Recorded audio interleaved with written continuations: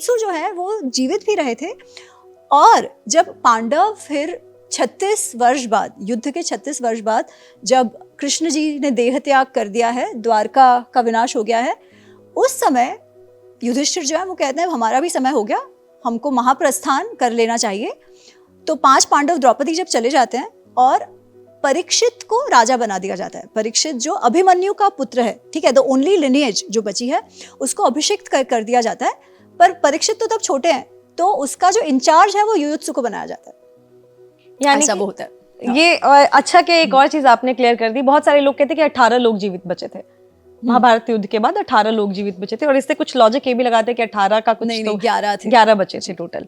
हाँ, क्योंकि विदुर, धृतराष्ट्र, संजय, इनको तो आप ऐसे योद्धा नहीं गिन सकते। हाँ, जो वो युद्ध में नहीं थे, इनकी भी बात हो गई। अब हम आ जाते हैं द्रोणाचार्य पे जी। उनसे जुड़ी एक कथा है। ऐसा कहा जाता है कि द्रोणाचार्य जो थे, उनका बेटा अश्वत्थामा था, वो गुरु थे, और उनके और भी शिष्य थे। वो अपने शिष्यों में और अपने बेटे में भेदभाव करते थे। कुछ उन लोगों को बोलते थे, उनको पात्र देते थे, कहते जाओ पानी लेके आओ। जो शिष्यों का पात्र होता था वो बहुत लेट तक भरता था पानी का, और बेटे वाला जल्दी भर जाता था। जब वो आता था तो उसको एक्स्ट्रा जो इंफॉर्मेशन या शिक्षा दे दी जाती थी। तो क्या ये कहानी सही है? ये कहानी आती है, पर इस कहानी का उद्देश्य थोड़ा सा अलग है। तो ये कहानी डेफिनेटली आती है। और वैसे देखा जाए ना, तो किसी भी पिता को ये तो लगेगा ना कि अरे मेरे पुत्र तक मेरा जो ज्ञान है वो सारा ही पुत्र तक पहुंचे। तो मैं इसे एग्जैक्टली भेदभाव भी नहीं मानती। भेदभाव तब होता जब वो जो उनके दूसरे शिष्य हैं उनके बीच ऐसा करते, है ना। अच्छा, और देखिए, जो हमारी गुरु शिष्य परंपरा रही है ना, उसका एक जो उसका जो एक कैरेक्टरिस्टिक रहा है, वो ऐसा नहीं है कि सबको आप वहाँ क्लासरूम में बिठा के एक चीज़ पढ़ा दो और किसी के बीच कुछ भेदभाव ना करो ना, ऐसा नहीं है। आप उस शिष्य में कौन से वो स्पाइक्स है वो आप सीख कर उनको उस प्रकार की शिक्षा देते हैं, है ना। इसलिए अगर बच्चों को भी किसी को कुछ और किसी को कुछ सिखाया, तो गुरुओं को उतनी समझ होती थी कि कौन किसमें अच्छा है, किसका भाव कैसा है, किसमें उतनी मैच्योरिटी है कि वो विद्या ग्रहण करे ना करे, ये सब था, ठीक है। इसलिए ऐसा भी नहीं था कि लोगों को अलग अलग नहीं पढ़ाया जाता था। मैं उसे एग्जैक्टली भेदभाव नहीं कहूँगी, एटलीस्ट इस जो आपका प्रश्न है उस उतने लिमिट में उसे भेदभाव नहीं कहूँगी। पर हाँ, उन्होंने ऐसा किया।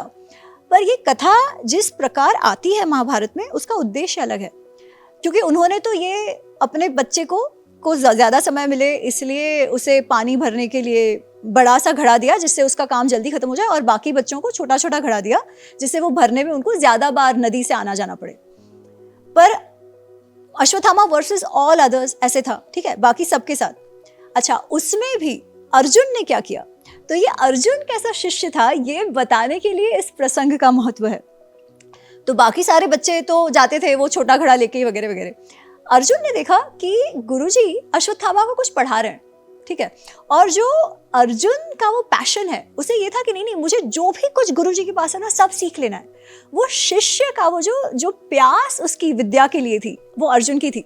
तो फिर वो क्या करता है, उसने तब तक वरुणास्त्र सीख लिया होता है उसने, कि वरुणास्त्र से जल्दी से जितना भी पानी उसको अपने मेन घड़े में भरना है वो भर जाता है।